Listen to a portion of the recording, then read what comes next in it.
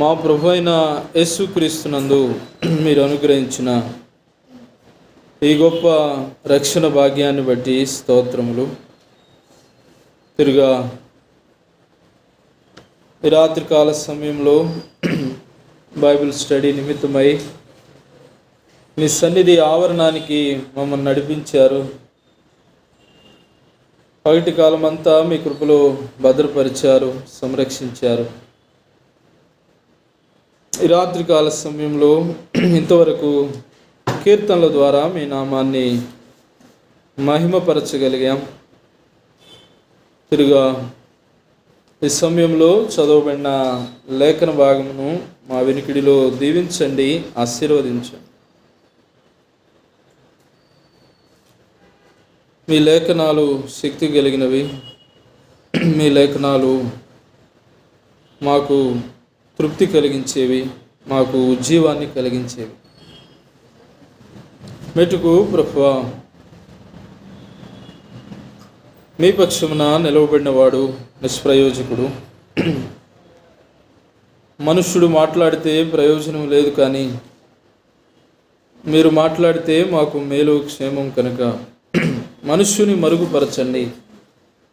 మా ప్రభు అయిన యేసుక్రీస్తు వారిని అత్యధికముగా మా మధ్య హెచ్చించమని, మాకు మేలు కలిగించమని, మీరు మహిమ పొందమని వాక్యమై ఉన్న క్రీస్తు యేసు నామమునే నిరీక్షణతో వేడుకొనుచున్నాము తండ్రి, ఆమేన్.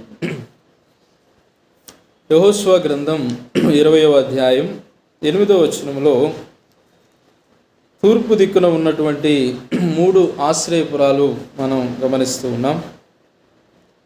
గడిచిన వారంలో గాదీల గోత్రముల నుండి గిలాదులోని రామోతును అన్నారు కదా. రామోత్ గిలాదు అంటే ఉన్నత స్థలము అని మనం జ్ఞాపకం చేసుకున్నాం. మన ప్రియ ప్రభువారు ఆయన ఉన్నతుడు అన్నాడు కదా. ఉన్నతుడు, సర్వోన్నతుడు, ఉన్నత స్థలములలో నివసించేటువంటి వాడు. అలాగైనట్లయితే ఆయనను అంగీకరించినటువంటి మనం కూడా ఉన్నత స్థలములో నివాసం చేయాలి అని ప్రభు యొక్క అభిష్టం కదా. ఉన్నతుడైనటువంటి ఆ ప్రభువుని ఎరిగినటువంటి మనం మన ఆత్మీయ జీవితం కూడా ఉన్నతమైన రీతిలో ఉండాలి అని మనం జ్ఞాపకం చేసుకున్నాం కదా. ఆ రీతిగా ఉన్నతముగా ఉండాలి అంటే ఆయన మాటకు లోబడాలి అన్నాడు. అట్ట మాత్రమే కాదు, ఆయన చిత్తానుసారమైన మనసు కదా. దావీదును మనం జ్ఞాపకం చేసుకున్నాం కనుక అటువంటి ఉన్నతమైన జీవితాన్ని మనమందరం జీవించాలని దేవుని వాక్యం ద్వారా మనం జ్ఞాపకం చేయబడుతున్నాం. మంచిది. తిరిగి ఈ రాత్రి 6 ఆశ్రయపురాల్లో ఆఖరి ఆశ్రయపురం అది ఏమిటంటే మనుష్యుల గోత్రములో నుండి బాషానులోని గోలానును నియమించిరి అన్నాడు కదా. 6వ ఆశ్రయపురం అది మనుష్యుల గోత్రములో ఉన్నటువంటి బాషానులోని గోలాను అని మనం చూస్తున్నాం. 6వ ఆశ్రయపురం ఏమిటంటే అది గోలానుగా మనం చూస్తున్నాం. ఈ గోలాను అనే మాటకు అర్థం ఏమిటంటే వలయము అనే అర్థాన్ని మనం చూస్తూ ఉన్నాం. వలయము అని గోలాను అనే మాటకు వలయము అని అర్థాన్ని చూస్తున్నాం. వలయము అంటే సర్కిల్, ఒక సర్కిల్. ఈ వలయంలో మనం గమనిస్తున్నది ఏమిటంటే సహజంగా వలయాన్ని మనం చూసినప్పుడు దానికి స్టార్టింగ్ పాయింట్, ఎండింగ్ పాయింట్ అనేది ఉండదు కదా. ఒక స్ట్రైట్ లైన్ తీసుకుంటే దానికి స్టార్టింగ్ పాయింట్ ఉంటుంది, అలాగే ఎండ్ పాయింట్ కూడా మనం చూస్తాం. కానీ ఈ వలయము లేదా సర్కిల్ను మనం గమనించినప్పుడు దానికి స్టార్ట్, ఎండ్ అనేది మనం చూడం. దీనిలో మన ప్రభువు అయిన యేసుక్రీస్తు వారిని, మన ప్రియ ప్రభు వారిని ఏ రీతిగా మనం చూస్తున్నామంటే ఆయన నిత్యత్వాన్ని మనం చూస్తూ ఉన్నాం కదా. వలయంలో మన ప్రభువుని ఎలాగ మనం గమనిస్తున్నామంటే ఆయన నిత్యత్వం కదా. ఆయన నిత్యుడుగా ఉన్నటువంటి ప్రభువుగా మనం లేఖనాల్లో చూస్తున్నాం. ఆయన నిత్యుడు లేదా ఆయన నిత్యత్వాన్ని ఈ వలయము లేదా ఈ గోలాను అనే ఆశ్రయపురంలో మనం చూస్తూ ఉన్నాం కదా. ప్రతి ఆశ్రయపురం కూడా ఛాయారూపకంగా ఉంది. నిజస్వరూపం ఎవరిలో ఉంది? మన ప్రభు అయిన యేసుక్రీస్తు వారిలో ఉంది. కనుక ఈ ఆశ్రయపురం ద్వారా మనం గమనిస్తున్నది ఏమిటంటే, ఆ ప్రియ ప్రభువు నిత్యుడైనటువంటి ప్రభువు, నిత్యత్వం కలిగినటువంటి ప్రభువుగా మనం చూస్తూ ఉన్నాం. చూడండి, దీనికి సహాయకరంగా యెషయా గ్రంథం 9వ అధ్యాయం, యెషయా గ్రంథం 9వ అధ్యాయం 6వ వచనం. ఏలయనగా మనకు శిశువు పుట్టెను, మనకు కుమారుడు అనుగ్రహించబడెను, ఆయన భుజము మీద రాజ్యభారం ఉండును. ఆశ్చర్యకరుడు, ఆలోచనకర్త, బలవంతుడైన దేవుడు, నిత్యుడగు తండ్రి, సమాధానకర్తయగు అధిపతి అని అతనికి పేరు పెట్టబడును అన్నాడు కదా. ఆఖరిలో ఏమన్నాడు? నిత్యుడగు తండ్రి అనే మాటను మనం చూస్తున్నాం కదా. మన ప్రియ ప్రభు వారిని, ఆయన పుట్టుకను గురించి ప్రవక్త అయిన యెషయా ప్రస్తావించినప్పుడు ఆయనను గురించినటువంటి సంగతులు 6వ వచనంలో చాలా రాశాడు కదా. మనకు కుమారుడు అనుగ్రహింపబడునంటూ ఆయన భుజముల మీద ఏముందంట? రాజ్యభారం, సర్వలోకం యొక్క రాజ్యభారం ఆయన భుజముల మీద ఉంది. ఆయన ఆశ్చర్యకరుడు, ఆలోచనకర్త, బలవంతుడగు దేవుడు అంటూ ఇంకా ఆయనకి ఇవ్వబడిన మరొక లక్షణం ఏమిటంటే నిత్యుడగు తండ్రి కదా. ఆయన ఔన్నత్యం లేదా ఆయన లక్షణం ఏమిటంటే ఆయన నిత్యుడగు తండ్రి అంటున్నాడు. మన ప్రియ ప్రభువారు ఆయన నిత్యుడగు తండ్రిగా మనం చూస్తూ ఉన్నాం. అంత మాత్రమే కాదు, యెషయా గ్రంథం 41వ అధ్యాయం చూడండి, 41వ అధ్యాయం 4వ వచనం.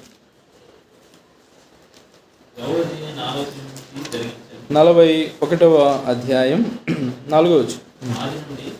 ఆది నుండి మానవ వంశములను పిలిచిన వాడనైన యెహోవానగు నేనే, నేను మొదటివాడును కడవరి వారితోనూ ఉండువాడను అంటున్నాడు కదా. ఆ నిత్యుడకు ప్రభు ఏమని మాట్లాడుతున్నాడంటే, ఆది నుండి మానవ వంశములను పిలిచిన వాడను నేనే, యెహోవానగు నేనే మొదటి వాడను కడవరి వారితో కూడా ఉండు వాడను అన్నాడు కదా. మొదటి వారితో ఉన్నాడు కదా ఆయన. యెహోవా దేవుడు మొదటి వారితో ఉన్నాడు, మొదటి వారి కంటే ముందుగా కూడా ఉన్నాడు ఆయన కదా. ఆది యందు దేవుడు భూమి ఆకాశములు సృజించునని ఆదికాండం 1వ అధ్యాయం 1వ వచనం చూసినప్పుడు, భూమి ఆకాశముల కంటే, సృష్టి నిర్మాణం కంటే ముందుగా ఉన్నవాడు కదా. హిజ్ ఎగ్జిస్టెన్స్ కదా.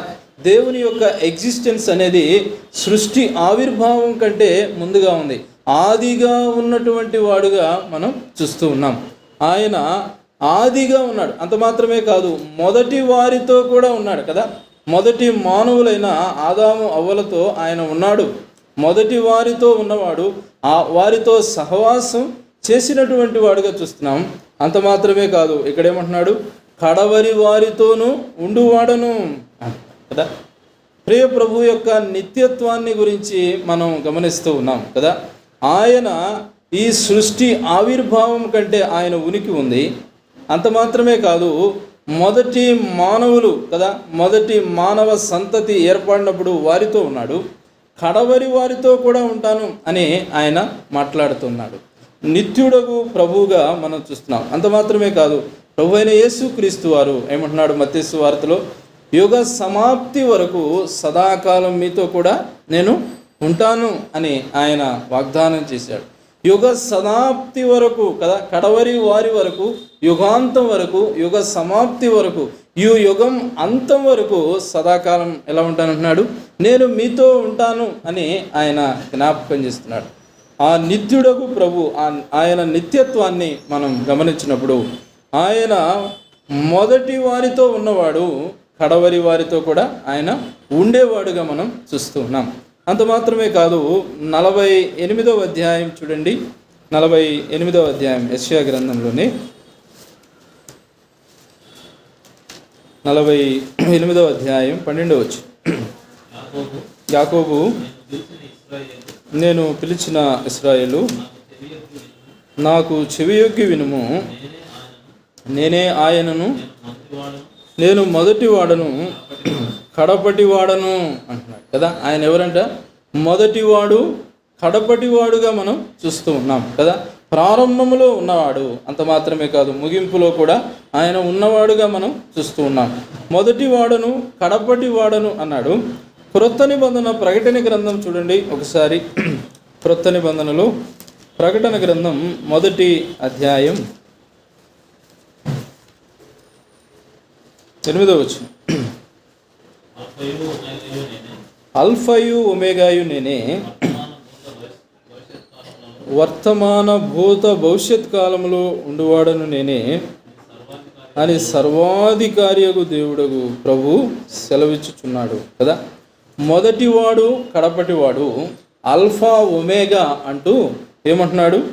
వర్తమాన భూత భవిష్యత్ కాలములో ఉండువాడను నేనే అన్నాడు కదా. వర్తమానంలో ఉన్నాడు అంటే గతములో ఆయన ఉన్నాడు, ఆయన ఎగ్జిస్టెన్స్ ఉంది. ప్రస్తుతం ఆయన ఉన్నాడు కదా. భూతకాలంలో ఆయన ఉన్నాడు, వర్తమానంలో ఆయన ఉన్నాడు. అంత మాత్రమే కాదు, భవిష్యత్తులో కదా, రాబో దినాలు కదా. ఈ యుగం అంతం ఎప్పుడవుతుందో మనం ఎరుగం కదా. 2050, 2030 ఇంకా ఎన్నో కదా. ఎంతోమంది కదా ఈనాడు సైంటిస్టులు ఈ యుగం అంతమైపోతుందని చేస్తున్నారు, కానీ దేవుని గ్రంథంలో ఎక్కడా లేదు కదా. ఫలానా ఇయర్లో యుగం అంతమవుతుందని ఎక్కడ మనం చూడం. కనుక ఈ యుగంతం ఎప్పుడు జరుగుతుందో కదా, భవిష్యత్ కాలంలో కూడా ఆయన ఉండేటువంటి దేవుడుగా మనం చూస్తున్నాం. వర్తమాన భూత భవిష్యత్ కాలంలో ఉన్నవాడు అని ప్రియ ప్రభు వారిని మనం గమనిస్తూ ఉన్నాం కదా. గోలాను అంటే నిత్యుడు లేదా నిత్యుడగు ప్రభు కదా. ఆ వలయము అనే మాటలో ప్రభువుని మనం ఎలా చూస్తున్నామంటే ఆయన నిత్యత్వాన్ని, ఆయన నిత్యుడగు ప్రభువుగా మనం చూస్తున్నాం. కనుక ఆయన నిత్యత్వాన్ని మనం గమనించినప్పుడు ఇంకా ఆయన ఎన్ని విధాలుగా నిత్యుడుగా ఉన్నాడు అని చూస్తే హెబ్రీ పత్రిక 1వ అధ్యాయం చూడండి. హెబ్రీ పత్రిక 1వ అధ్యాయం 8వ వచనం. హెబ్రీ పత్రిక 1వ అధ్యాయం 7, 8 వచనాలు ఉన్నాయి. తన దూతలను వాయువులుగాను, తన సేవకులను అగ్ని జ్వాలలుగా చేసుకునేవాడు అని తన దూతలను గురించి చెప్పుచున్నాడు. కానీ తన కుమారుని గురించి అయితే దేవాని సింహాసనము నిరంతరము నిలుచున్నది, నీ రాజదండము న్యాయార్థమైనది అంటున్నాడు కదా. తన దూతలను గురించి ఏమంటున్నాడు? తన దూతలను వాయువులుగాను అనే మాటను మనం చూస్తున్నాం కదా. ఆత్మలను గాను అని పుట్టినట్లు అన్నాడు. తన సేవకులను అగ్ని జ్వాలలుగాను చేసుకున్నాడు అంటూ తన దూతల గురించి చెప్పుచున్నాడు. కానీ తన కుమారుని గురించి అయితే, ఆయన ప్రియకుమారుని గురించి ఏమని మాట్లాడుతున్నాడంటే, నీ సింహాసనము నిరంతరము నిలుచున్నది, నీ రాజదండము న్యాయార్థమైనది అంటున్నాడు కదా. ఆయన సింహాసనము ఎప్పటి వరకు ఉండేదంట? నిరంతరము నిలిచేదిగా మనం చూస్తూ ఉన్నాం కదా. ఆ ప్రియ ప్రభువారి ఆయన సింహాసనం నిరంతరము నిలిచేది లేదా నిత్యమైనదిగా మనం చూస్తూ ఉన్నాం. ఆయన సింహాసనం నిత్యమైనది, ఆయన పరిపాలన నిత్యమైనది, ఆయన అధికారం నిత్యమైనది, ఆయన సర్వాధికారి అయినటువంటి దేవుడిగా మనం చూస్తూ ఉన్నాం. నిరంతరము ఆయన సింహాసనం ఉండేది. ఈ లోకములో అధికారాలు మనం గమనించినప్పుడు అవి పరిమిత కాలానికి సంబంధించినవి కదా. 4 సంవత్సరాలు కొన్ని రాజ్యాంగాలు కొన్ని దేశాల్లో, 5 సంవత్సరాలు కొన్ని దేశాల్లో, 6 సంవత్సరాలు కొన్ని దేశాలు, ఇలాగ వారి వారి కాన్స్టిట్యూషన్ బట్టి వారి అధికారం ఒక పరిమిత కాలం నిర్ణయించబడింది. కానీ దేవుని యొక్క అధికారం, ఆయన రాజ్యం, ఆయన సింహాసనం, ఆయన అధికారం ఎంతవరకు అంటే అది నిరంతరము నిలిచి ఉండేదిగా మనం చూస్తూ ఉన్నాం కదా. నిరంతరము నీ సింహాసనము నిలుచున్నది అంటున్నాడు. అంటే ఆయన అధికారం, ఆయన సింహాసనం అది నిత్యమైనదిగా మనం చూస్తూ ఉన్నాం. కనుక ఆయన నిత్యుడగు ప్రభు నిరంతరము ఉండేటువంటి వాడు, నిన్న నేడు రేపు ఉన్నటువంటి వాడు, మొదటివాడు కడపటివాడు. అంత మాత్రమే కాదు, ఆయన అధికారానికి వచ్చినట్లయితే ఆయన రాజ్య పాలన గురించి మనం గమనించినప్పుడు ఆయన సింహాసనం అది నిత్యమైనది లేదా నిరంతరము ఉండేటువంటి సింహాసనం అన్నాడు. అంత మాత్రమే కాదు, దినవృత్తాంతములు మొదటి గ్రంథం చూడండి. దినవృత్తాంతములు మొదటి గ్రంథం 16వ అధ్యాయం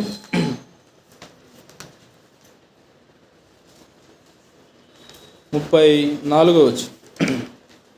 దినవృత్తాంతములు మొదటి గ్రంథం 16వ అధ్యాయం 34వ వచనం. యెహోవా దయాళుడు, ఆయన కృప నిరంతరము ఉండును అన్నాడు కదా. యెహోవా దయాళుడు, ఆయన కృప ఎప్పటి వరకు ఉంటుందంట? నిరంతరము ఉండును అన్నాడు కదా. ఆయన సింహాసనం నిరంతరం ఉండేది, ఆయన నిత్యుడు. అంత మాత్రమే కాదు, ఆయన కృప ఎప్పటి వరకు ఉంటుందంట? నిరంతరము అన్నాడు కదా. ఈ లోకములో మనుషులు మన పట్ల చూపించే ప్రేమ, లేదా ఈ లోకములో మనుషులు మన పట్ల మనతో కలిగి ఉండే సంబంధ బాంధవ్యాలు, ఆ సహవాసం కొంతకాలానికే పరిమితమైన కదా.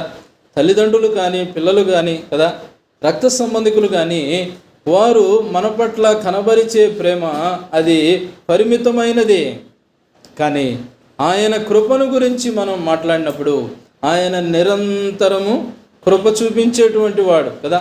నిత్యమైన కృప అన్నాడు కదా. నిరంతరము కృప చూపించేటువంటి వాడుగా మనం చూస్తున్నాం. కనుక ఆయన సింహాసనం నిత్యమైనది, ఆయన కృప నిత్యమైనదిగా మనం చూస్తున్నాం. ఆ కృప కలిగిన ప్రభు చూడండి, మన నిమిత్తమై ఆయన అర్పించిన బలిని చూసినప్పుడు హెబ్రీ పత్రిక 10వ అధ్యాయం 12వ వచనం. హెబ్రీ పత్రిక 10వ అధ్యాయం.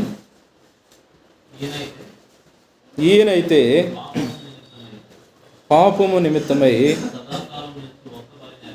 సదాకాలము నిలిచే ఒక్క బలిని అర్పించి అప్పటి నుండి తన శత్రువులను తన పాదములకు పాదపీఠముగా చేయబడి వరకు కనిపెట్టుచు దేవుని కుడిపార్శ్వమున ఆసీనుడాయను అంటున్నాడు. ఈయనైతే పాపముల నిమిత్తము సదాకాలము నిలిచే ఒక్క బలి అర్పించి అంటున్నాడు కదా. సదాకాలము లేదా నిరంతరము నిలిచే బలి అని మనం గమనించవచ్చు.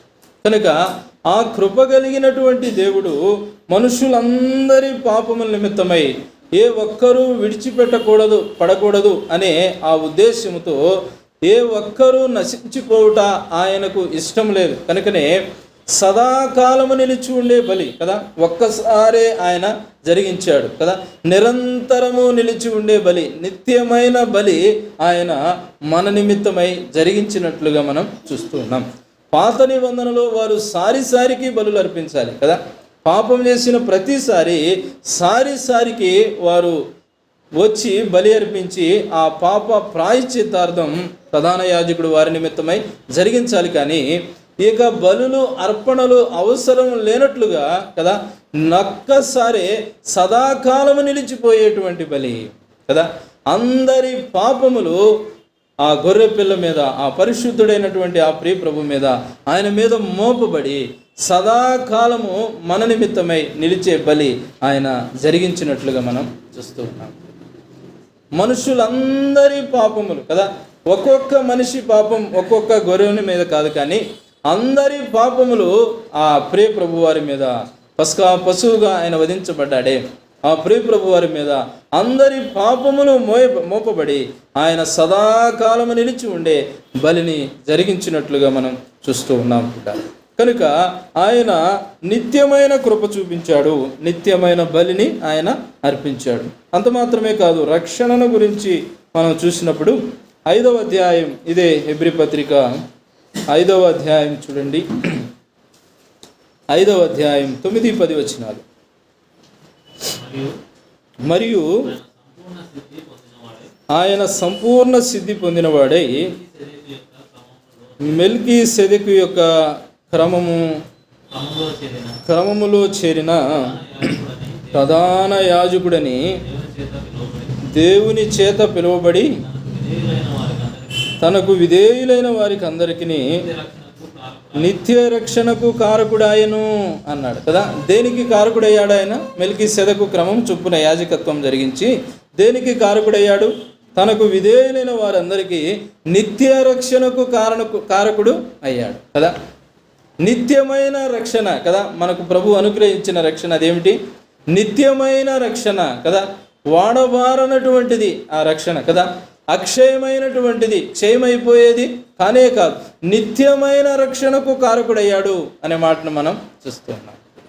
ఆ నిత్యుడైన ప్రభువు, నిత్యత్వము కలిగినటువంటి ఆ ప్రియ ప్రభువారు, ఆయన నిత్యత్వాన్ని కదా, ఆయన నిత్యత్వాన్ని గురించి మనం ఆలోచన చేసినప్పుడు ఆయన సింహాసనం నిత్యమైనది, అంటే ఆయన అధికారం నిత్యమైనది, నిరంతరం ఉండేది.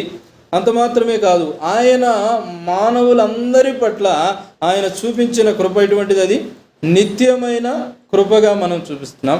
అంత మాత్రమే కాదు, ఆయన తన్ను తానుగా బలి అర్పించుకున్నాడే, ఆ బలి ఎటువంటిది? నిత్యమైన బలి, సదాకాలం నిలిచి ఉండే బలి. ఆ బలి ద్వారా మనకు అనుగ్రహించిన రక్షణ ఎటువంటిది? అది నిత్య రక్షణ అనే మాటను మనం చూస్తూ ఉన్నాం.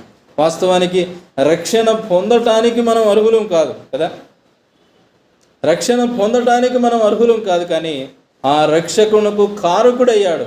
ఎటువంటి రక్షణ? అది నిత్య రక్షణ అన్నాడు కదా. ఆయన కృప ద్వారానే నీవు నేను రక్షించబడ్డామని ఎఫెసీ పత్రికలో మనం చదువుతున్నాం కదా.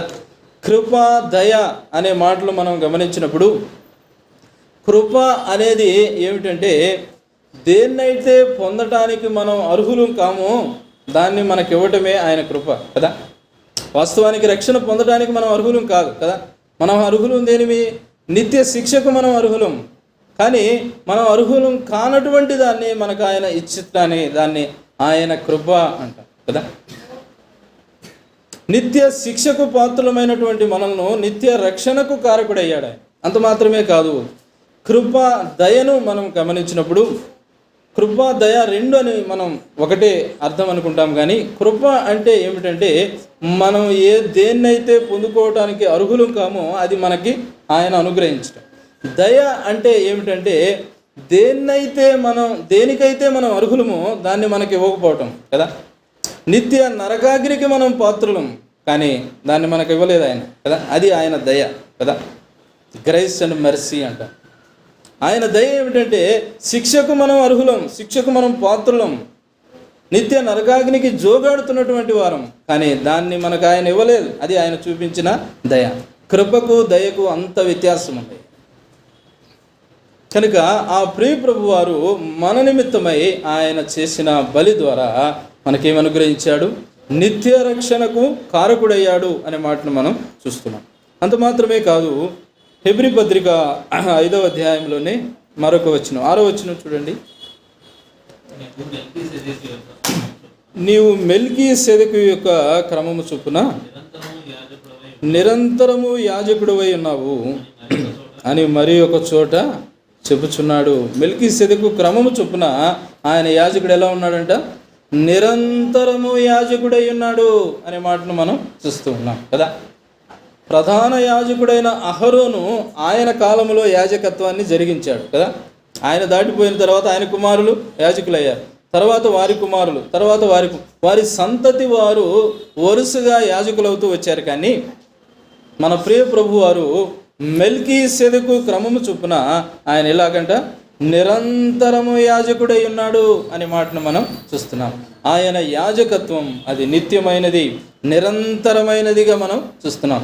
ఎందుకంటే ఆయన ఒక్కసారే బలిగా అర్పించబడి మరణించి 3వ దినమున మృత్యుంజయుడై లేచి నేటికి ఆయన యాజకత్వాన్ని జరిగిస్తూ ఉన్నాడు కదా. ఏమిటి ఆయన నేటికి జరిగిస్తున్న యాజకత్వం అంటే? తండ్రి కుడిపార్శ్వమున మన తరపున చేస్తున్న యాజకత్వం కదా. 4 సువార్తల్లో ఆయన జననం, మరణం, పునరుద్ధానం చెప్పాడు, కానీ ఒక్క హెబ్రీ పత్రికలోనే నేటికి ఆయన చేస్తున్న యాజకత్వాన్ని గురించి, the present ministry of our Lord saviour Jesus Christ, నేటికి ఆయన చేస్తున్న పరిచర్య, నేటికి ఆయన చేస్తున్న యాజకత్వం హెబ్రీ పత్రికలోనే మనం చూస్తున్నాం. సువార్తల్లో ఆయన పరిచర్యను మనం చూడము.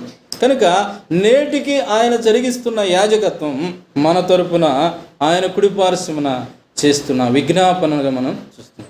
ఆయన యాజకత్వం నిరంతరము ఆయన యాజకుడిగా ఉన్నాడు అనే మాటను మనం చూస్తూ ఉన్నాం పిల్లలు. కనుక ఆ ప్రియ ప్రభు వారు నిత్యమైన యాజకత్వాన్ని మన నిమిత్తమై ఆయన జరిగిస్తున్నాడుగా మనం చూస్తున్నాం. అంత మాత్రమే కాదు, 44వ అధ్యాయం కీర్తన గ్రంథం చూడండి. కీర్తనల గ్రంథం 44వ కీర్తన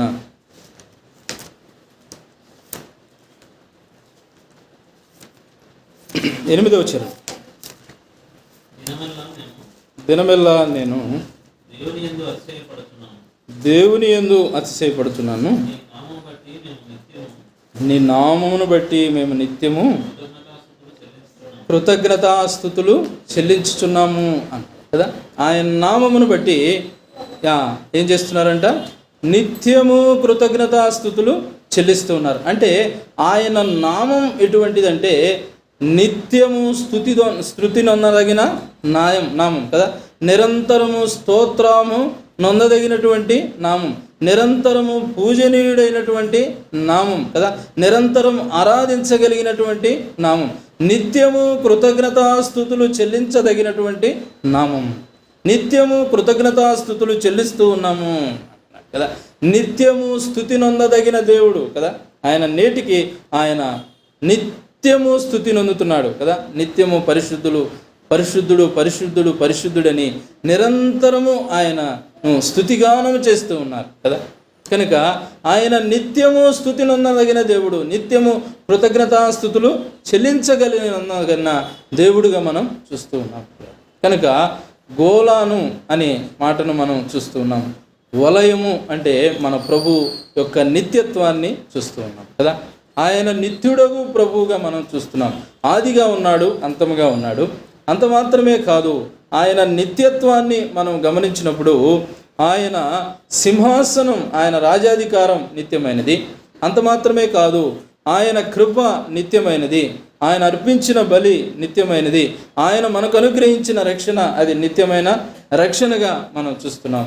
అంత మాత్రమే కాదు, ఆయన నిత్యము స్తుతి నొందదగినటువంటి వాడుగా, నిత్యము యాజకత్వం జరిగిస్తున్నవాడుగా మనం చూస్తున్నాం. అలాగైనట్లయితే ఆ నిత్యుడగు ప్రభు మన పట్ల చూపిస్తున్న భద్రతను మనం గమనించాలి కదా. ఈ వలయము అనే మాటలో భద్రత కూడా మనం చూడవచ్చు కదా. భద్రతను చూసినప్పుడు కీర్తన గ్రంథంలోనే 125వ కీర్తన చూడండి. 125వ కీర్తన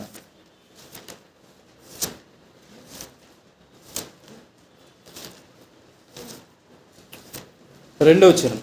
125వ కీర్తన.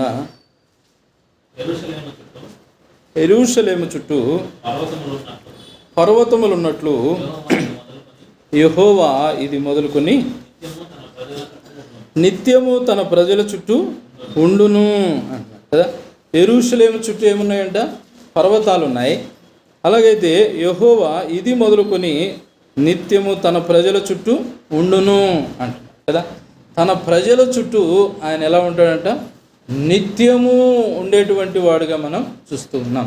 చుట్టూ వలయం మనం గమనించినప్పుడు ఆయన మనకు అనుగ్రహిస్తున్న భద్రతను కూడా మనం గమనించాలి. ఆయన మన చుట్టూ నిత్యము కదా. యెహోవా ఇది మొదలుకొని నిత్యము తన ప్రజల చుట్టూ ఉండును అంటున్నారు కదా. మన చుట్టూ ఒక వలయములాగా కదా ఆయన అనుగ్రహించే భద్రత ఎలా ఉందంటే ఒక వలయములాగా మనల్ని సరౌండ్ చేస్తూ ఆయన భద్రత మనం ఎటు వెళుతున్నా కూడా కదా ఆయన మనల్ని భద్రపరిచే దేవుడు, కాపాడే దేవుడు, సంరక్షించే దేవుడిగా మనం చూస్తున్నాం. నిత్యము తన ప్రజల చుట్టూ ఆయన ఉండును అన్నాడు. అంత మాత్రమే కాదు, జకరియా గ్రంథం ఒక వచనం చూడండి. జకరియా గ్రంథం 2వ అధ్యాయం 5వ వచనం. నేను దాని చుట్టూ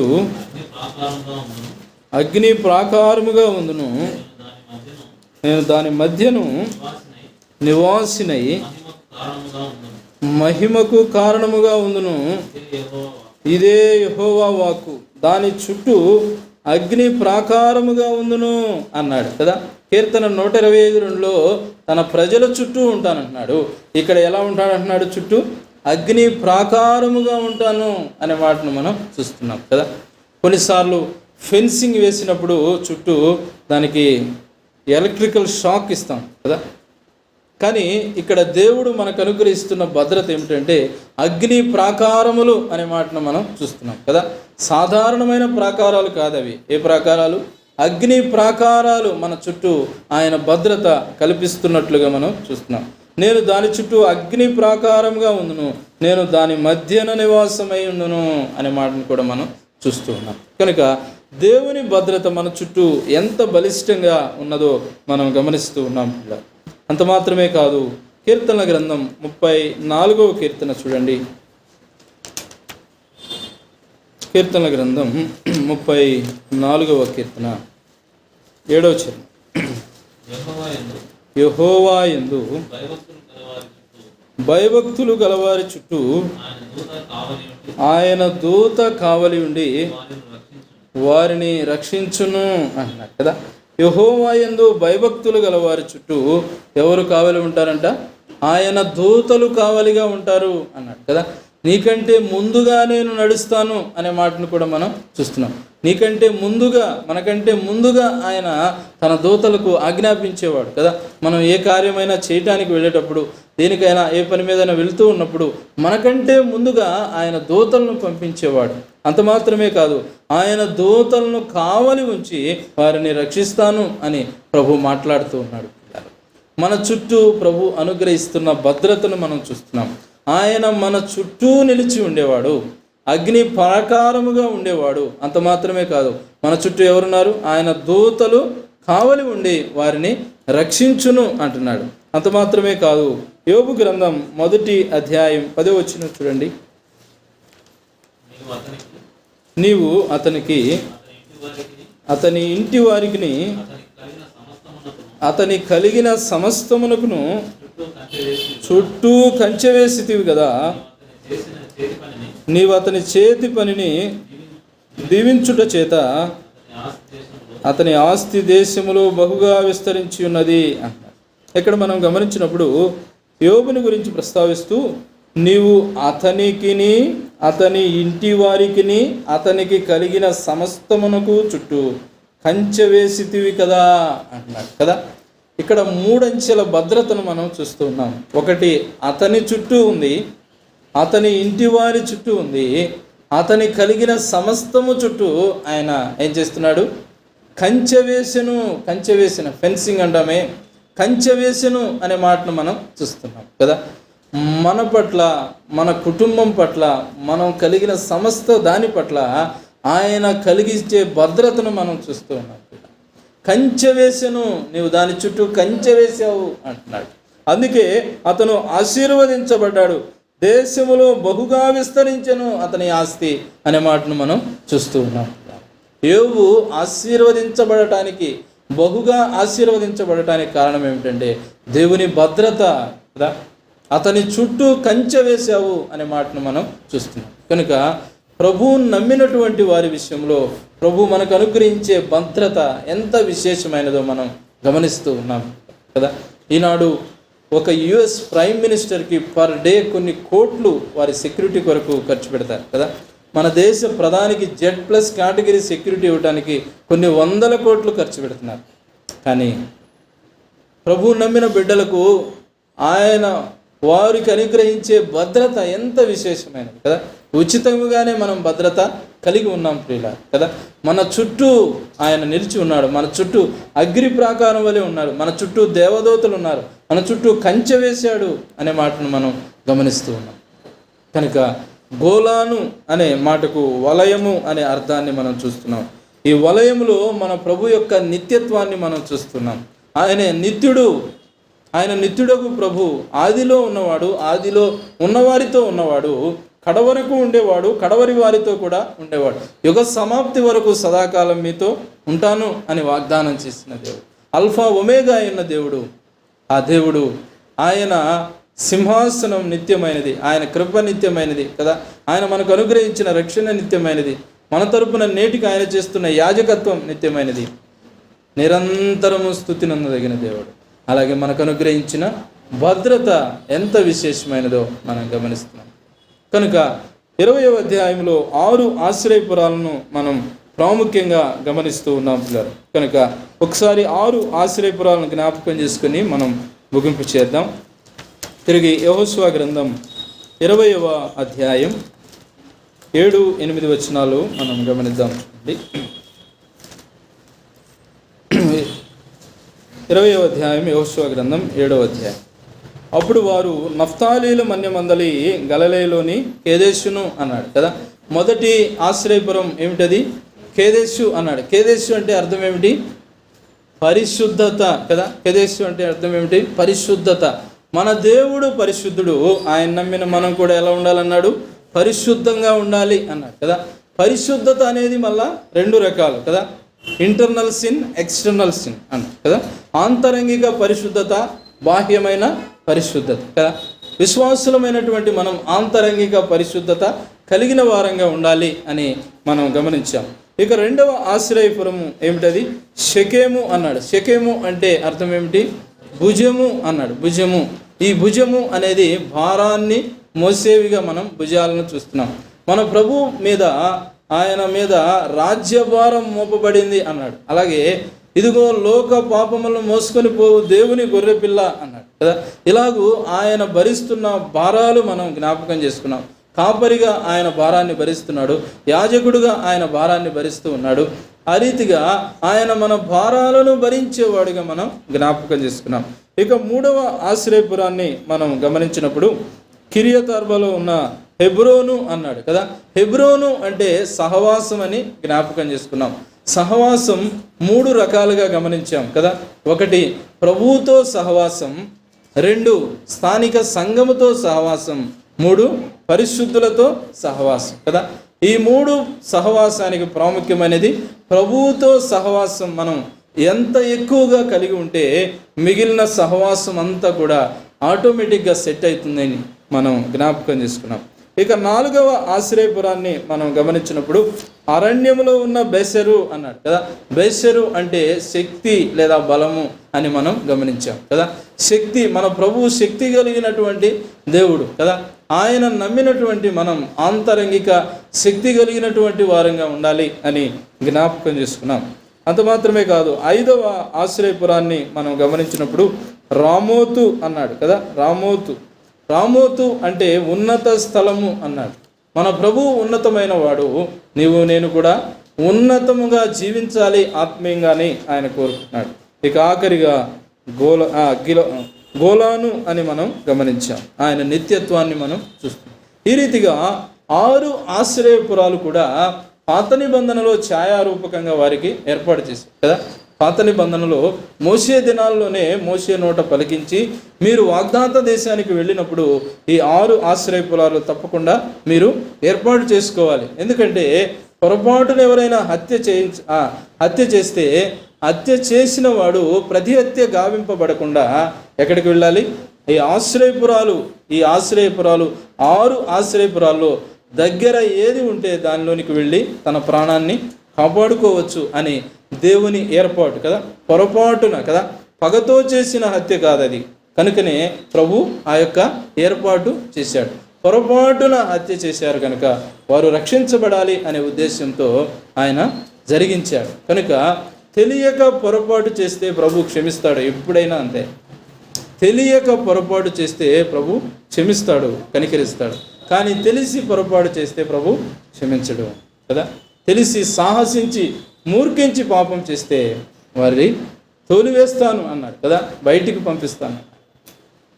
కనుక వారు రక్షించబడాలి అనే 6 ఆశ్రయపురాలను ఏర్పాటు చేశాడు. కనుక ఈ 6 ఆశ్రయపురాలు కూడా పాత నిబంధనలో ఛాయారూపకంగా ఉన్నాయి, కానీ నిజ స్వరూపంలో మన ప్రభు అయిన యేసుక్రీస్తు వారి కదా.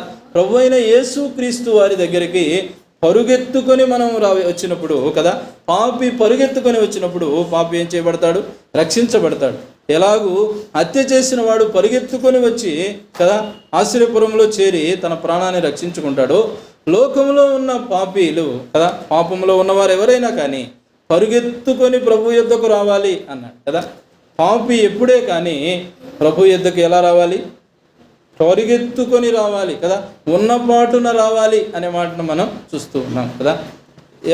ఏ పరిస్థితుల్లో ఉన్నా కానీ వెంటనే ప్రభు యొద్దకు వచ్చినప్పుడు తప్పకుండా ఆయన రక్షిస్తాడు, క్షమిస్తాడు, తన హక్కున చేర్చుకుంటాడు అని దేవుని వాక్యంలో మనం గమనిస్తూ ఉన్నాం.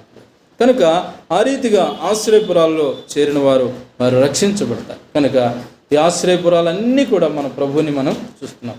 ప్రభువులో ఇన్ని విధాలుగా మనం ఆశ్రయముగా ఉన్నాం కదా. కీర్తనకారుడు అంటున్నాడు, నా ఆశ్రయము, నా ఆశ్రయ దుర్గము, నా కొండ, నా కోట, నా కేడము, నమ్ముకున్నదగిన గొప్ప సహాయము అని కీర్తనకారుడు అనుభవంలో మాట్లాడుతూ ఉన్నాడు. కనుక మన ఆశ్రయం, మన ఆశ్రయ దుర్గం ఎవరంటే మన ప్రభువే కదా.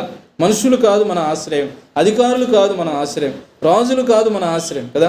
మనుషులను నమ్ముకున్నట్టు కంటే, రాజులను నమ్ముకున్నట్టు కంటే యెహోవాను ఆశ్రయించుట మేలు అని దేవుని వాక్యంలో మనం చూస్తున్నాం. కనుక ఆయనే మన ఆశ్రయం, మన ఆశ్రయ దుర్గంగా మనం గమనిస్తూ ఉన్నాం. కనుక ఆశ్రయ దుర్గమైన ప్రభు మీద ఆధారపడదాం. ప్రభు అట్టి కృపను మనకు అనుగ్రహించు. ప్రార్థన చేద్దాం. తలలోంచి. మహిమ కలిగిన మా దేవ, దయాళుడైన మా గొప్ప తండ్రి, మీ పాదములకు వందనములు, స్తుతులు, స్తోత్రములు చెల్లిస్తూ ఉన్నాం. మీ అనాదికాల సంకల్పమును బట్టి క్రీస్తులో మమ్మను ఏర్పరచుకున్నారు. స్తోత్రములు. తిరిగి రాత్రికాలం చేరువచ్చిన మాతో 6వ ఆశ్రయపురమైన గోలాను, అది మీ నిత్యత్వాన్ని సూచిస్తుందని మేము జ్ఞాపకం చేస్తున్నాం. అవును ప్రభువా, మీరు నిత్యుడైన దేవుడు, మీరు మా పట్ల కనబరిచిన